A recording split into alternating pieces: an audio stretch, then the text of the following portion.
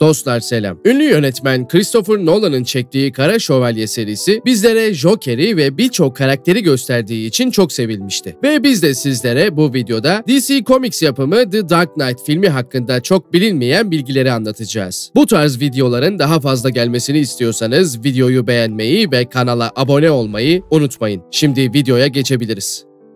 Batman Başlıyor filminde senaristlik için David Goyer'la çalışıldığını görüyoruz. Bu filmde ise Jonathan Nolan ismini senarist koltuğunda görüyoruz. David Goyer ismi bu filmin senarist ekibinde yer alıyor olsa da asıl sorumluluk Jonathan Nolan'daydı.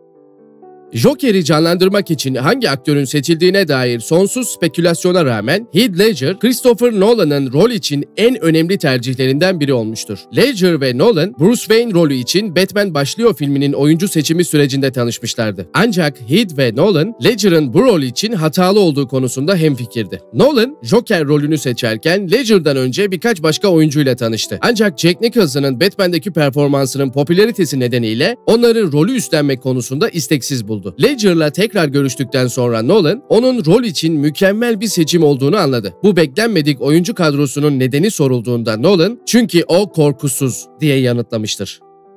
Heath Ledger, Joker rolüne hazırlanırken yaklaşık 6 hafta boyunca bir motel odasında saklandı. Bu uzun süreli inzivada kaldığı süre boyunca Ledger, karakterin psikolojisini derinlemesine araştırdı. Kendisini Joker'in her tikini, sesini ve kulağa sadistçe gelen gülüşünü geliştirmeye adadı. Ledger'ın Joker'in görünüşüne ilişkin yorumu esas olarak Otomatik Portakal, Malcolm McDowell'ın karakteri, Alex DeLarge'ın psikotik tavırlarıyla birleşen punk rockçı Sid Vicious,'un kaotik, darmadağınık görünümüne dayandırıyordu. Her çizgi roman uyarlaması filmde olduğu gibi bu filmin de yapım aşamasında esinlenilen çizgi romanlar var. Esinlenilen çizgi romanlar arasında Joker'in geçmişine odaklanan The Killing Joke, Batman ve Gordon ilişkisini anlatan Batman Year One ve Harvey Dent'in Two-Face'e dönüşmesini konu alan Batman The Long Halloween yer alıyor.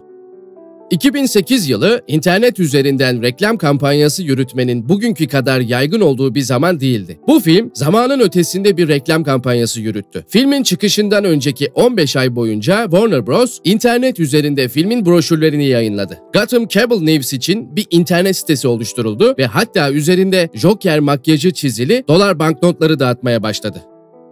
Harvey Dent rolü için Hugh Jackman ve Mark Ruffalo gibi isimler de düşünülmüş.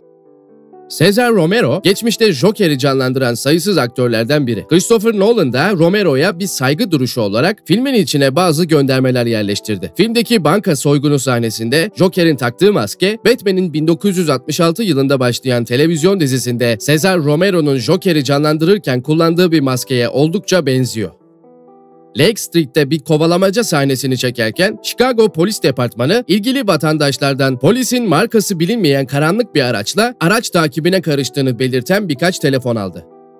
Heath Ledger'ın bu filmdeki vokal koçu Gary Grinnell, I Am Heath Ledger adlı belgeselde Heath'in ne zaman konuşsa protezinin çıkması nedeniyle sürekli dudaklarını yalamak zorunda kaldığını belirtti. Bunu çekim sırasında yaparken karakterin bir tiki olarak yapmıştır. Joker ve SWAT minibüslerinin yer aldığı kovalamaca sahnesi çekilirken o dönemde dünyada yalnızca 4 adet bulunan IMAX kamerasından biri bozulmuştur. Filmde Joker'in bir el kamerasıyla kendini çektiği 2 sahne bulunuyor. Bu sahneler Heath Ledger tarafından özellikle amatörce görünecek şekilde yönetildi. Christopher Nolan her ne kadar gözetmenlik yapmış olsa da çekim tarzı, açılar ve ışıklar tamamıyla Heath Ledger'ın tercihine bırakıldı.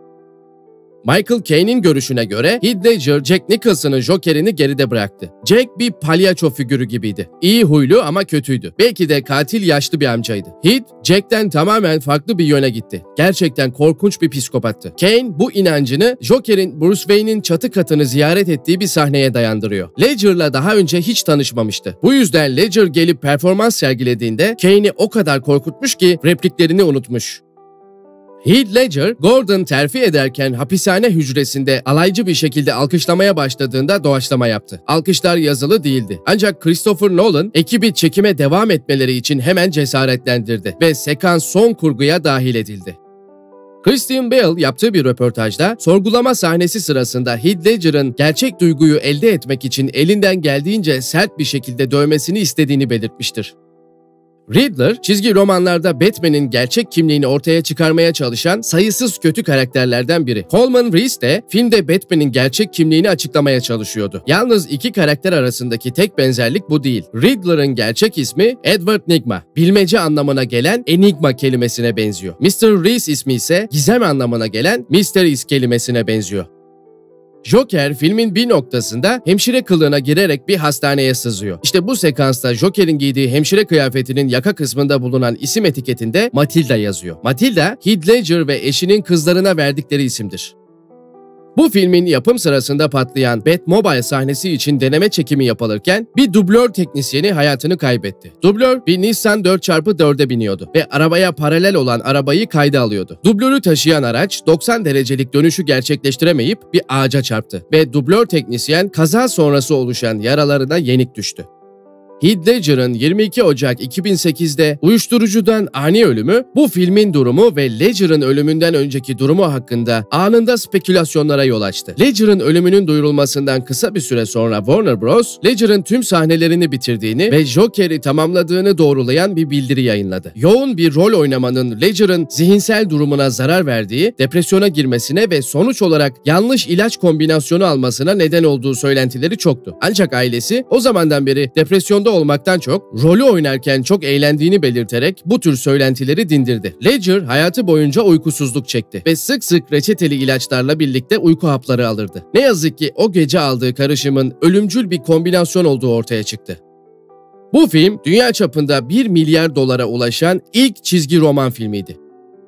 Bu film 9 puanla IMDb'nin listelediği en iyi 250 film arasında 3. sıradadır.